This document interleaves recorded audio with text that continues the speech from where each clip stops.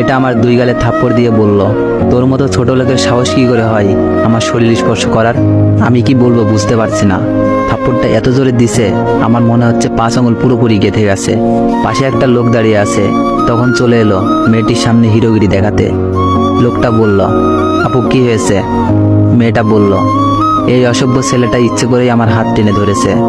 আমি বললাম, ভাইয়া বিশ্বাস করুন আমি ইচ্ছে করে হাত ধরিনি। লোকটা বলল, তোর মতো ছেলেদের ভালো করেই চেনা আছে, তোরা রাস্তায় মেয়েদেরকে একা পেলে টিস করিস, আজকে তোর টিস করার মজা বের করব। বলেই আমাকে আরো 2টা থাপ্পড় মেরে দিল। আরো 2টা থাপ্পড় খেয়ে আমার চোখ দিয়ে পানি পড়তে লাগলো। মেয়েটা বলল, দেখ আমাকে ছোঁয়ার মজা, নেক্সট টাইম আমার আশেপাশে দেখলে পায়ের জুতা খুলে তোর মুখে মারবো। মেয়েটার লোকটা চলে গেল। তখন আমার চোখ দিয়ে পানি পড়ছে। আসলে যে অসহায় তার উপর সবাই নির্যাতন চালায়। কিছুক্ষণ আগে দেখলাম মেয়েটা কানে হেডফোন গুঁজে রাস্তা পার হচ্ছে, কিন্তু দূর থেকে একটা ট্রাক ওর দিকে হর্ন দিতে দিতে আসছে। এটা মেয়েটা খেয়াল করেনি। সে গানের তালে তালে রাস্তা পার হচ্ছে। এমনভাবে রাস্তা পার হতে লাগলে শিওর অ্যাক্সিডেন্ট করবে। এজন্য আমি দৌড়ে গিয়ে মেয়েটার হাত ধরে টান দিই, আর তখনই সাই করে একটা ট্রাক মেয়েটার পাশ দিয়ে চলে যায়। তারপর মেয়েটার জীবন বাঁচানোর উপহার স্বরূপ কয়েকটা থাপ্পড় দেয়। ফুটপাত দিয়ে আনমনে হাঁটতে লাগলাম। আসলে যার বাবা মা নেই তার এই দুনিয়াতে কেউ নেই। ও আপনাদের তো আমার পরিচয় দেওয়া হয়নি। আমি অনিক হাসান, পড়াশোনা অনার্স সেকেন্ড ইয়ারে। আমার বয়স যখন 7 বছর, আমার বাবা মা দুজনেই রোড অ্যাক্সিডেন্টে মারা যায়, কিন্তু সেদিন আমি বেঁচে যাই। এরপর নানু আমাকে ওনার বাসায় নিয়ে যায়। কয়েক বছর পর নানুও মারা যায়। এরপর থেকে মামার বাসায় থাকি। মামার বাসায় যে শান্তিতে থাকি তা কিন্তু না। উঠতে বসতে মামি খুঁটা দিবে, রান্নাবাদে প্রায় সব কাজই আমাকে করতে হয়। তারপরও কেন জানি আমাকে দেখতে পারে না।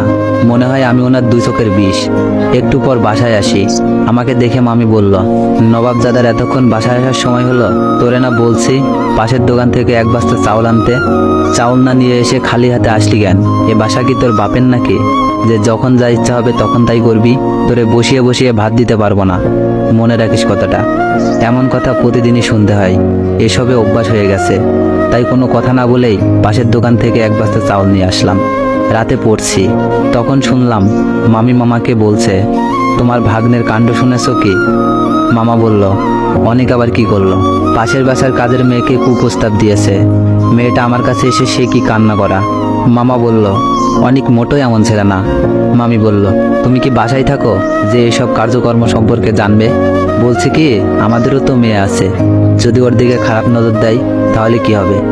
মামা বলল, ধুর, অনেক তো আমাদের রিয়াকে নিজের বোনের মতোই ভালোবাসে। মামি বলল, দেখো তোমার আবেগ নিয়ে কথা বলবে না, এখন একটু ভাবো। মেয়েটা তো বড় হয়েছে, কিছু হয়ে গেলে মুখ দেখাতে পারবো না। আমি আর ওনাদের কথা শুনলাম না। ভাবতেই খারাপ লাগছে, যাকে নিজের বোনের চোখে দেখি তাকে নিয়ে মামি কি সব ভাবছে, আর আমাকে কি সব উল্টাপাল্টা মিথ্যা বলে আমার সম্পর্কে নিরূপ ধারণা তৈরি করছে। যাক, এটা নতুন কিছু না, এসব নিয়ে আমাকে না ভাবলেও চলবে। এখন অনেক পড়া বাকি আছে, বই নিয়ে পড়তে বসলাম। পরের দিন মামি বলল, ওনার বোনের মেয়ে আসবে, মেয়েটাকে স্টেশন থেকে নিয়ে আসতে বলল। এই মেয়েটাকে আমার একটুও সহ্য হয় না। সব সময় অহংকার নিয়ে কথা বলে, আর কথায় কথায় আমাকে অপমান করে। আজকে বাবা মা বেঁচে নেই বলে এসব সহ্য করতে হয়। স্টেশনে গিয়ে দেখি অহংকারী মেয়েটা বসে আছে। ওর নাম সীমা। আমাকে দেখেই বলল, ওই চাকরের বাচ্চা চাকর, এতক্ষণ পরে আসলি কেন? আমি বললাম, দেখুন আমাকে যা ইচ্ছা বলেন, কিন্তু আমার বাবা মাকে নিয়ে একটাও বাজে কথা বলবেন না। সীমা আমার গালে একটা থাপ্পড় বসিয়ে বলল, তোর এত বড় সাহস, চাকর হয়ে মুখে মুখে তর্ক করিস? দেখ আজকে বাসায় গিয়ে তোর কি হাল করি। আমার চোখ দিয়ে পানি পড়ছে। আজকে এতিম বলে সবাই আমাকে মারে, বকা দেয়। নিজের বাবা মা থাকলে হয়তো এই দিন দেখতে হতো না। কেন যে সেই দিন বেঁচে গিয়েছিলাম, সেদিন বাবা মার সাথে আমিও কেন মরলাম না? সীমা বলল, ওই ফকিন্নির বাচ্চা, দাঁড়িয়ে না থেকে আমার ব্যাগগুলো নিয়ে আয়। এই মেয়ে যতদিন থাকবে ততদিন আমার উপর অত্যাচার করবে। এতিম বলে সব সহ্য করতে হবে। বাসায় আসার পর সীমা আমার নামে অনেক বাজে কথা বলল মামিকে। রাতে আবার মামি সেগুলো মামাকে বলল। সকালে ছাদে দাঁড়িয়ে আছি, এমন সময় দেখি রিয়া আসলো। রিয়া বলল, ভাইয়া কি করিস? আমি বললাম, দেখছিস দাঁড়িয়ে আছি তো। রিয়া বলল, মনে হচ্ছে তোর মন খারাপ, কি হয়েছে তোর? আমি বললাম, কিছু হয়নি। জানি রিয়া আমাকে বড় ভাই মানে, কিন্তু ওর মা আমাকে দেখতেই পারে না। সাথে আরেকটা যোগ হয়েছে, এই আপদ কবে যে যাবে আল্লাহ জানে। ভার্সিটি যাওয়ার জন্য রেডি হয়ে রুমের বাইরে বের হতে লাগছি, অমন সময় সীমার সাথে ধাক্কা লেগে গেল। অমনি সীমা ঠাস করে থাপ্পড় মেরে দিল। সীমা বলল, শয়তান লুচ্চা কোথাকার, মেয়ে দেখলেই জড়িয়ে ধরতে ইচ্ছা করে তাই না? আজকে খালু আসো, তারপর তো লুচ্চামি বের করব। মামি সীমার কথা শুনে এসে সীমাকে বলল, কি হয়েছে? সীমা নেকা কান্না করে বলল, দেখো খালামণি, এই লুচ্চা অনেক আমার হাত ধরে ওর রুমে টান দিছিল। আমি থাপ্পড় মারছি দেখে ছেড়ে দিছে। মামি এসে ঠাস ঠাস করে আরো কয়েকটা থাপ্পড় মেরে দিল। আমি গাল ধরে বসে পড়লাম। মামি বলল, এতদিন দুধ খাইয়ে কাল সাপ পুষেছি, আজকে তোর মামা আসলে তারপর তোর বিচার হবে, ততক্ষণ তোর রুমের বাইরে যাওয়া বন্ধ।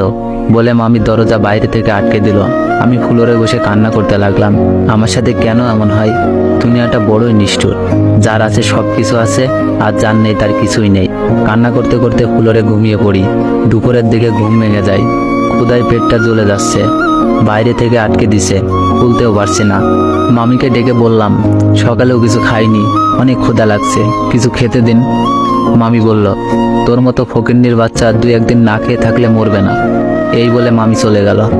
এখন আম্মুর কথা অনেক মনে পড়ছে। ছোটবেলায় নিজ হাতে আমাকে খাইয়ে দিত। আজ আম্মু থাকলে আমার সাথে এমন কি হতো? টেবিলের পানির বোতলে পানি আছে, ঢকঢক করে ওগুলো খেয়ে নিলাম। আসসালামু আলাইকুম এভরিওয়ান।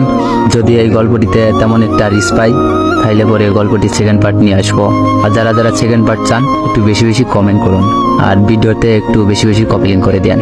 ধন্যবাদ।